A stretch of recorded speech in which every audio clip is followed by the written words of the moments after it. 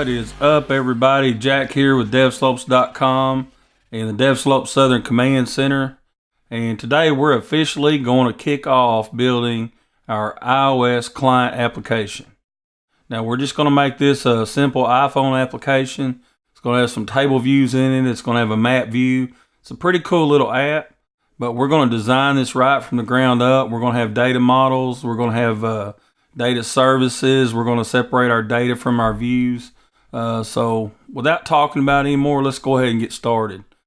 Now, the first thing I need to do is create a new Xcode project. So I'm going to do that and pull it up here on my main screen. We're going to create a single view application. And I'm just going to call it, I'll just call it API client. And then fill in your details here. For devices, I'm going to go ahead and choose iPhone. Now, we're not going to be doing any testing. I'm going to go ahead and leave unit tests in here. If that looks good to me, let's go ahead and do next. And I'm going to save this on my desktop. And I'm going to go ahead and create a Git repository here. All right. So here is our application. Now then, one thing to note is we're going to use our local machine, our developer machine. So I'm going to pull up my terminal here. I'm going to go ahead and start Mongo. And then I'm in my my folder here for our project, our node project. So I'm going to go ahead and do npm run dev. And we're going to go ahead and fire the server up and leave it running while we're working on this app. All right, that takes care of that. Now then, one thing to note is since we're on our local machine instead of a server with SSL, is we're going to have to disable app transport security. Now, if you follow the directions for DigitalOcean like I laid out and you install an SSL certificate, you can use HTTPS, so you won't need to disable it. But for our case, we're going to have to, so I'm going to come to our info P list, and I'm going to add a new key. And I'm just going to type app transport security settings. Then I'm going to expand that, and I need to add another key under there, and it's allow arbitrary loads. And I need to change that to yes. That is going to let us connect to our local server without using HTTPS. Okay, now then, I'm going to set up some folders here, or some groups. I'm going to have a services group. I am going to have a resources group. And then I'm going to have model view controller. Actually, I wanted a new group.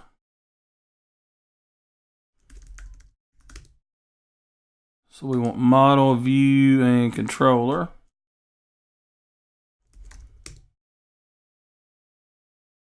And the last one here is model.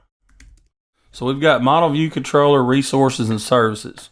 Now resources, I'm going to put my assets in there. Info P list in there. App delegate, I'm going to put under controller. I'm going to delete this view controller.swift here. And move it to trash. I'm going to move my main storyboard and launch screen under view. And then I'm going to right click on controller and say new file. We're going to add a Cocoa Touch class, and this is going to be a UI view controller. And I'm just going to name this main VC. And hit next. Save that. And then main VC is here in our controller. Now if we go to our main storyboard and we click on our view controller here, we can click on the identity inspector, and we can change the class to main VC. Now I apologize if I sound like I'm about to lose my voice, but we're going to push on through this and get this app built. This is pretty cool. There's nothing cooler than building an app to use with your own service that you created. It's awesome, and you'll see what I mean. All right, so we've got our main VC created. Now we're going to start with our models. And I'm going to need two models. I'm going to need a model for food trucks, and I'm going to need one for reviews. We won't need one for accounts because we're just dealing with one user.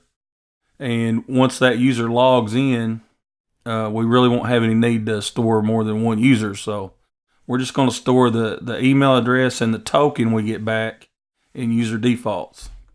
So to start, I'm going to right click on model and say new file. And we're going to call, let's see, we're going to go ahead and we're just going to create a Swift file. And I'm going to click next, and I'm just going to name this food truck. All right, now then, in our file here, I need to import a few things.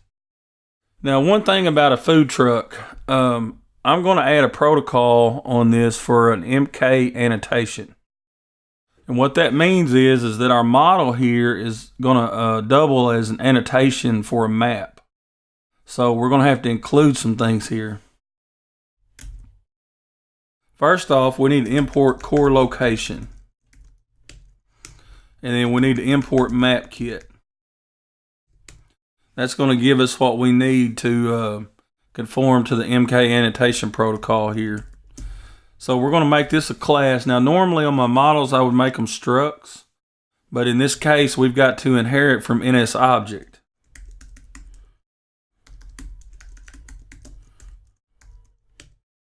And MK annotation. So we're inheriting from NSObject and we're conforming to MK annotation. And the reason we're doing that is because we're going to add a couple of properties in here that will let us turn this into a map pin basically. And it's giving me a warning here because we're not conforming to this protocol yet. And if we go ahead and click on it here, command click, you'll see that the only requirement is that we have this coordinate. We're going to go ahead and add a title in as well. But we've got to have this coordinate. Actually, we're going to add a title and a subtitle. So anyway, we're going to go ahead and set up our properties here. We've got an ID, and it's a string.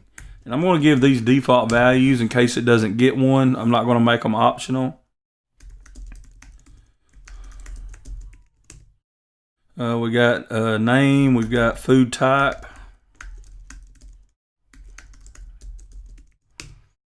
We've got average cost. And average cost is going to be a double. We're going to make that equal to 0.0 by default.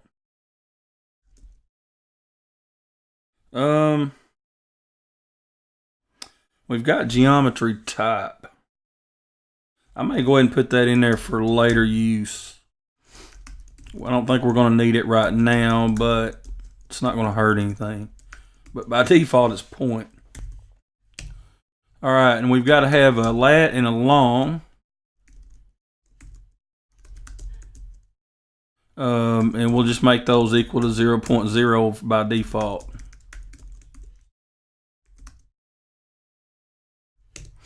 All right, and then here we've got to have, or we don't have to have, these are optional. But we're going to have a title and a subtitle, and I'll show you what those do here in a little bit. We've got to decorate these with Objective-C decorators because they're part of that MK annotation protocol that we're conforming to. So that's title, and it's going to be an optional string. And then we've got a subtitle. And it's an optional string. Now we've got to have a coordinate. And the way we're going to handle that is it's got to have the Objective-C decorator as well. And we're going to say var coordinate. And you see there it's a CLL or CL location coordinate 2D. And here we're just going to return CL location coordinate 2D. And then here's a constructor for latitude and longitude. And for our lat, we can just say self.lat. And longitude, we can say self.long. And that's all we've got to do. So by having these three properties here, this class now conforms to MK annotation. So we can take these latitude and longitudes and place pins on the map. And then when you click on one of the pins, it'll show the title and subtitle. It's pretty cool. We'll take a look at it here in a little while. All right. So we've got that. Now, the way we're going to do this, instead of having just a constructor, we're going to pass in data from our data service. So our data service is going to connect to our API, and it's going to grab the JSON data. And then we're going to turn around and pass that data over here to this class in a function. And that function is going to parse the JSON and set our properties and everything equal to the values in that JSON. So we're going to have a static function. And what static means, if you're not familiar, static means that you can call this function on this class and not an object or not an instance of this class. So we're not calling it on a specific food truck. We're calling it on this class by itself. And we'll just call this parse food truck JSON data. And we're going to pass in data, which is of type data. And we're going to return an array of type food truck. All right. So far, so good. So the first thing we need to do is we need to create an array of type food truck. And it's just going to be an empty array to start. Now then, we need to parse our JSON data. But it could throw an error. So we've got to wrap it up in a do block, a do while block, or a do catch block. So we're going to put our do here, and we're going to say let JSON result equals try JSON serialization dot JSON object with data. And our data is our data that we're passing in here. So we'll just put data. And then options, we're going to put dot mutable containers. And all that does is it specifies that arrays and dictionaries are created as mutable objects so they can be changed. So that's all we need to do there. And then now that we've got that, we need to parse it. And you see here, we're getting this error. That's just telling us that that we could throw an error here, but we're not catching it. But we'll catch it here in a minute. Actually, we can go ahead and put that in there. And then if we catch an error, we'll just print it. We'll just do that right there. So let's see if that clears that. Yep, okay. So now we're just getting an error because we're not returning a food truck array yet. So let's get back to parsing the JSON data. So to parse it, we need to say if let trucks is equal or equals JSON result as an array of dictionary of type string any object. So we've got an inner dictionary here of string any object, and it's an array of dictionary string any object. So then we need to say for truck in trucks. So we're going to loop through each one. I've got to have my braces here. So we're going to loop through that whole thing, this whole array of dictionary objects here. And we're going to say let truck, or no, we're going to say let new truck equals food truck. So we're just going to create an empty object here. And then we need to say new truck.id is equal to truck. And then we've got to use our bracket syntax here for our JSON. So truck sub underscore ID here. And then we'll say as string. Now remember, if these fail, we've got default values set. That's why I'm not too worried about it here. That's why I'm doing this force cast. So we'll just go ahead and continue doing this for all of our properties.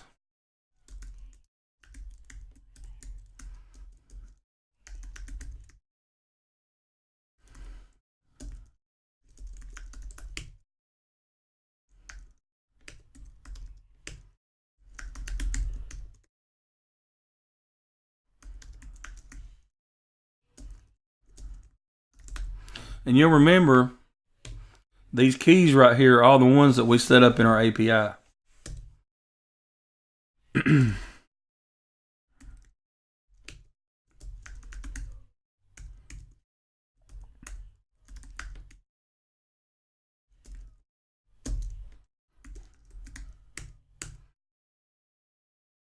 All right. So we've got our average cost. Now we've got to get to our geometry. And our geometry is a little different case because you'll remember it's nested. So we need to pull out that dictionary out of that nested object. So we'll say let geometry equals truck geometry as another dictionary of type string in any object. Let me get rid of this sidebar here. All right. So basically, this is nested. So we need to pull this out as a dictionary, and then we need to step through that. So here we can say new truck dot geom type is equal to geometry type as a string. And now you'll also remember that I changed our API up a little bit, so our coordinates are no longer an array of type double. They're nested inside there again, and it's a lat and a long key. So we need to pull that out again as another dictionary. So we're going to say let coords equal geometry, and the key for that is coordinates. And it's another type string. It's another type dictionary of string any object. Okay, so now we're drilled down to our coordinates. And I've got a typo here. All right. So now we can get to our lat and long. We can just say new truck.lat is equal to coords lat as a double. We can do the same thing for long.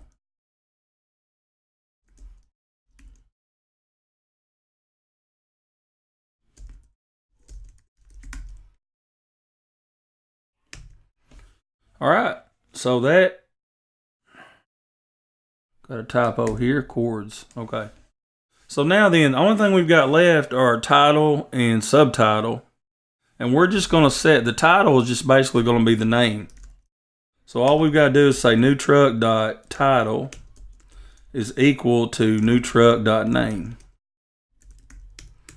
And we'll say new truck.subtitle is equal to new truck.food type. Now the reason I'm doing that is because when you click on a pen, it's going to pop up that little dialog box or that little information box. And it's going to show the name of the food truck. And then underneath in a little bit smaller letters, it'll show the food type. So you'll be able to see real quick what kind of food they have.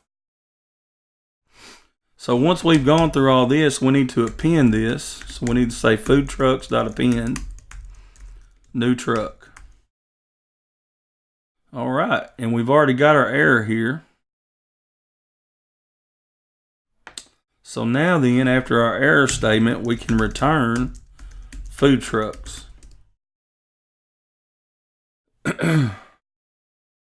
So we've got our data model here. It's inheriting from NS object. It's conforming to MK annotation. We've got our coordinate, title, subtitle. We're setting all our properties here. And then we're adding, as we loop through, we set our properties, append it to the array, and then we turn around at the very end and return that whole array. So whatever's calling this is going to get back this whole array of food truck objects. And that's pretty much all we've got to do on our food truck. I'm going to go ahead and save that. Now we're going to need another model for a review. And it's not going to be quite as complicated. And we're going to go ahead and make it a struct. And we'll just call it a food truck review. All right. So we're going to make it a struct. And we're just going to call it food truck review. Now we've just got a few properties here to add. And we're going to go ahead and give them default values as well.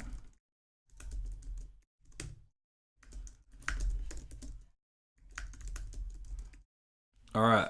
So we've got our ID. If you'll remember, that's created for us. We've got our title that we're providing, and we've got the text, which is the basically the long text of the review. So now that we've got that, we're going to go ahead and do the same thing that we did in food truck. We're going to create a new static function. We're going to call it parse review JSON data. We're going to pass in data. And we're going to return an array of food truck review. All right, so we need to create our empty array first.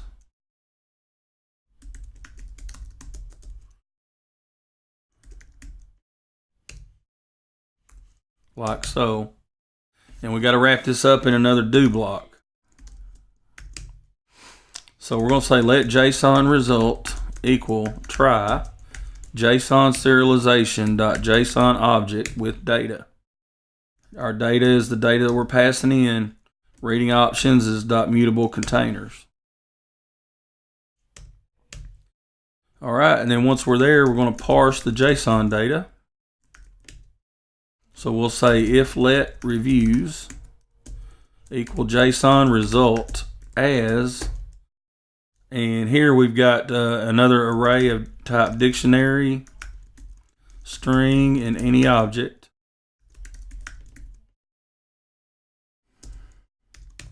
And, whoops, wrong curly brace. So once we're there, we got to loop through them all. So we'll say for review and reviews. And we'll say, let's see, I got to have my braces there too. Making some typos tonight. For review and reviews, okay. So we're going to loop through each one. We're going to say var new review equals an empty food truck review. So then we'll say new review.id is equal to review sub ID, actually underscore ID, as a string. New review dot title is equal to review title as string. New review dot text is equal to review text as string. All right, so now we just need to append that to our array.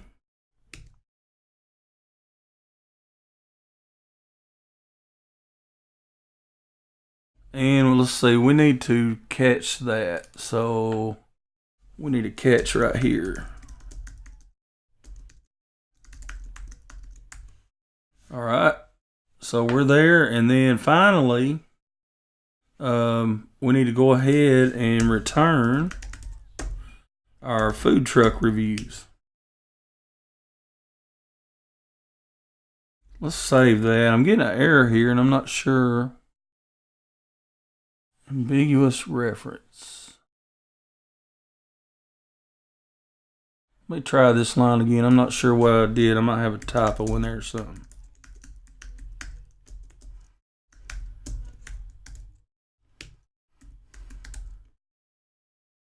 JSON object with data.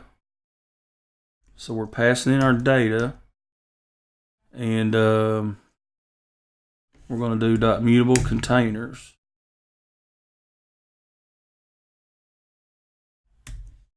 See if it builds. All right. Not sure what I had wrong in there. You were probably yelling at me through the screen. Anyway, we got it now. And so this is pretty much it for our models. In the next lesson, we're going to go ahead and get started on our data services. We're going to have one called data service and another one called auth service. And they're going to do what they sound like. The auth service takes care of registration and authentication, and the data service is what's going to let us grab our food trucks and things like that. So we're off to a good start. Let's go ahead and move over to the next video and get started on our services. We'll see you over there.